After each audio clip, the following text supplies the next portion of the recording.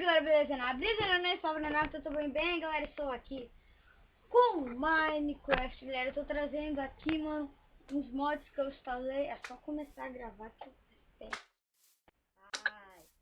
É só gravar. Aí, poxa, Minecraft, você tá de sacanagem comigo? Galera, esse aqui vai ser um vídeo rápido, mano. Eu acho que eu vou fazer uma série, eu acho, se esse FPS não parar assim. Eu vou aumentar a velocidade da minha internet, vai que consigo. Se eu conseguir, eu vou poder começar a postar vídeos de modpack que eu fiz. Não é modpack, tem 3 mods. Mas é legal, bem legal. Primeiro é o Malice Doors, que é muito legal isso aqui. Mano, e eu tenho Animal Bikes.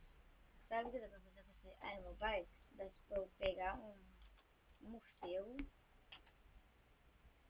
Isso mesmo, um morcego. O que dá pra fazer com esse morcego?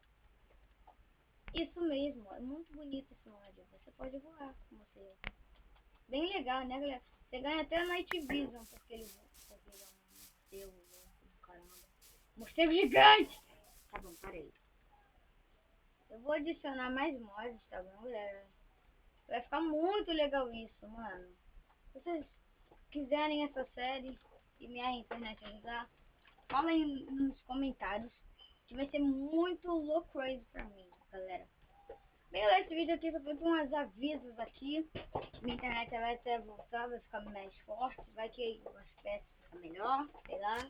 Me falem aí nos comentários se vocês acham que sim.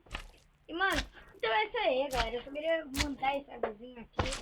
Então é isso aí, até mais vídeo.